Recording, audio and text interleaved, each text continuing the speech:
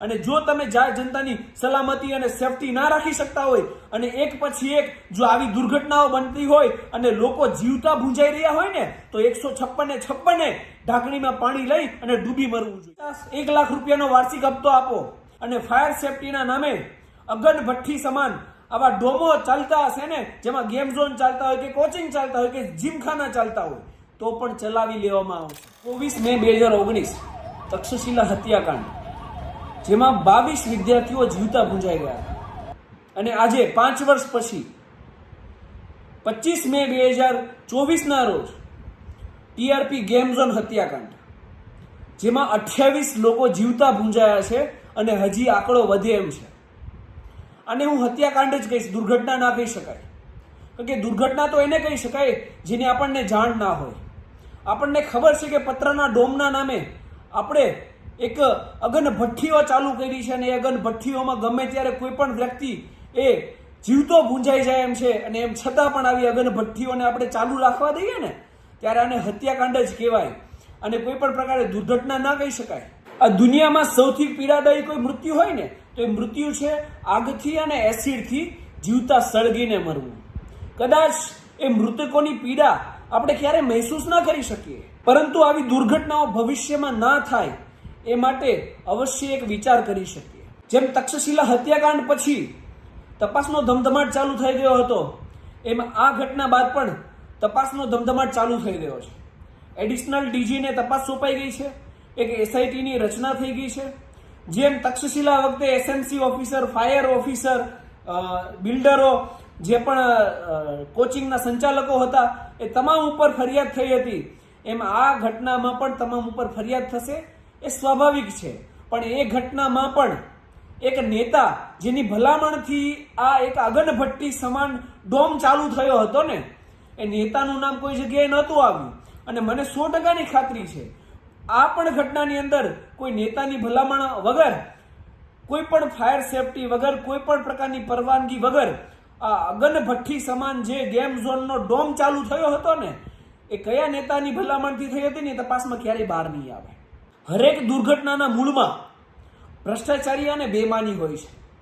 જે fire safety હોય, ચાહે ફૂડ સેફટી હોય, ચાહે રોડ સેફટી હોય કે અન્ય કોઈ પણ વસ્તુ હોય, અહીંયા એક પેટર્ન ચાલે છે ખાસ કરીને નગરપાલિકા, મહાનગરપાલિકાઓમાં કે તમે 25-50-1 લાખ રૂપિયાનો વાર્ષિક હપ્તો આપો, પછી ફૂડ સેફટીના નામે તમે ઝેર પણ લોકોને વેચશો તો ચાલશે, રોડ સેફટીના નામે મોટા મોટા ખાડાઓ રોડમાં હશે તો પણ ચાલશે, અને ફાયર સેફટીના નામે અગન ભઠ્ઠી સમાન આવા ડોમો ચાલતા હશે ને, જેમાં ગેમ ઝોન ચાલતા હોય કે કોચિંગ ચાલતા હોય કે જીમખાના ચાલતા હોય તો પણ ચલાવી લેવામાં આવશે। હરેક ઘટનાની મૂળમાં એ ભ્રષ્ટાચારી અને બેઈમાની હોય છે।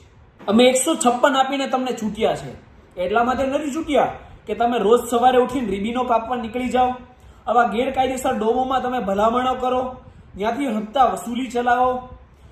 બસ તમારે એક જ વસ્તુ કરવી છે, માઇક લઈને મોટા મોટા ફગાફુદ્દારી કરવાની। ટેક્સ આપીએ છીએ, વિકાસના કામો તો તમારે કરવાના જ છે, એમાં કોઈ ઓપ્શન નથી તમારી પાસે, પરંતુ એની સાથે સાથે તમે જાહેર જનતાની સલામતી અને સુરક્ષા માટે શું કામો કરી રહ્યા છો, બેઈમાની અને ભ્રષ્ટાચારીને નાથવા માટે તમે શું કામો કરી રહ્યા છો? કહીએ જ નહીં, શૂન્ય છો તમે એની માટે। અને જો તમે જાહેર જનતાની સલામતી અને સેફટી ના રાખી શકતા હોય અને એક પછી એક જો આવી દુર્ઘટનાઓ બનતી હોય અને લોકો જીવતા ભૂંજાઈ રહ્યા હોય ને તો 156 ઢાંકણીમાં પાણી લઈ અને ડૂબી મરવું જોઈએ। તમારી એ નૈતિક જવાબદારી છે કે તમે જાહેર જનતાની સુરક્ષા અને સલામતી રાખો અને બેઈમાની અને ભ્રષ્ટાચારી ઉપર અંકુશ ચલાવો। તક્ષશિલા હત્યાકાંડમાંથી તમે શીખ્યા નહોતા તો આ બીજો એક હત્યાકાંડ અમારી સામે આવે છે। તમે જાહેર જનતાની જીવની વેલ્યુનું કેટલું આંકલન કરી રહ્યા છો? અને મને તો શરમ આવે છે તમારી આ વાત જોઈને કે મૃતકોને તમે 4 લાખની સહાયનો લોલીપોપ પકડાવો છો, જ્યારે તમે વિકસિત દેશો હારે તમારી તુલના કરો છો।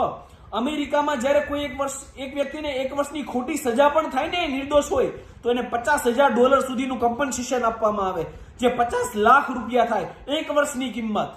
આ એક વ્યક્તિ આખો મૃત્યુ પામ્યો છે અને એ ગેમ ઝોનની અંદર ગયો તો એક વસ્તુ તમે સ્વાભાવિક બુદ્ધિ તો ચલાવો કે 1,000, 2,000 કે 5,000 ટિકિટ દઈને પોતાની 4 વ્હીલ ગાડી લઈને ગેમ ઝોનમાં ગયો હશે, એ વાર્ષિક 10 લાખથી 20 લાખ કમાતો હશે, એ કોઈ ગરીબ પરિવારમાંથી નહીં હોય, સામાન્ય મધ્યમ વર્ગીય પરિવારમાંથી હશે, તો એને સહાયના નામે તમે 4 લાખનો લોલીપોપ આપો છો એને? વસ્તુ યાદ રાખજો, હું જાહેર જનતાને કહેવા માંગુ છું કે તમારા અને મારા જીવની કિંમત આ દેશની અંદર માત્ર ને માત્ર નોટ અને વોટ માટે છે. નોટ એટલે જે આપણે ટેક્સ ભરીએ છીએ એ, અને વોટ જે આપણે હમણાં કાસ્ટ કર્યો છે એ. વોટ તો આપણે આપી દીધો છે, એટલે કદાચ આમાં પણ કચાશ રહેવાની છે, કારણ કે જે સ્વાર્થ છે એ નીકળી ગયો છે.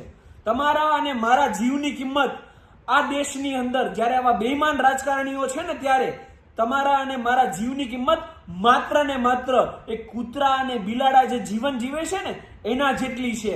જે મેં કૂતરું અને બિલાડું રોડ અકસ્માતમાં ગમે તે રીતે મૃત્યુ પામીને એની કોઈ નોંધ ના લે ને, એ રીતે તમે જીવતા ભૂંજાઈ જાઓ ને તોય તમને 4 લાખ રૂપિયાનો લોલીપોપ આપવામાં આવે છે.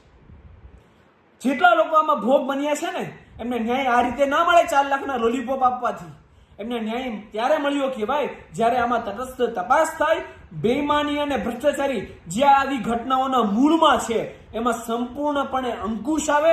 જે 156 ચૂંટ્યા છે ને 156 આ ભ્રષ્ટાચારી અને બેઈમાની કરવામાં નહીં પરંતુ એને નાબૂદ કરવામાં પોતાનો સહયોગ આપે ને, ત્યારે તેમજ જેમને 4 લાખ મળ્યા છે ને 4 લાખ નહીં 4 કરોડ ઓછામાં ઓછા એમને કમ્પન્સેશન રૂપિયા આપવામાં આવે. અને હરેક બેઈમાન પછી એમાં આ ઘટનામાં સામેલ કોઈ નેતા પણ કેમ ના હોય, જેને ભલામણ કરી હોય એને પણ આરોપીના લિસ્ટમાં નાખવામાં આવે ને, ત્યારે આ વિક્ટીમને સાચો ન્યાય મળ્યો કહેવાય. એટલે જનતાને જાગૃત થવાની જરૂર છે, નહીં તો આવી ઘટનાઓ બન્યા જ કરશે. હું 100%ની ખાતરી આપીને કહું છું કે તમારા અને મારા છોકરાઓ જો આપણે જાગૃત નહીં થઈએ ને તો ભવિષ્યમાં પણ આ જ રીતે આવી અગન ભઠ્ઠી સમાન પતરાઓના ડોમની અંદર જીવતે ભૂજાઈ અને મરી જશે, અને આ લોકોને કોઈ ફરક નહીં પડે. તેથી જાગૃત થાવ અને આવા બેઈમાનો અને ભ્રષ્ટાચારીઓ સામે અવાજ ઉઠાવો. જય હિન્દ, જય સંવિધાન, ધન્યવાદ.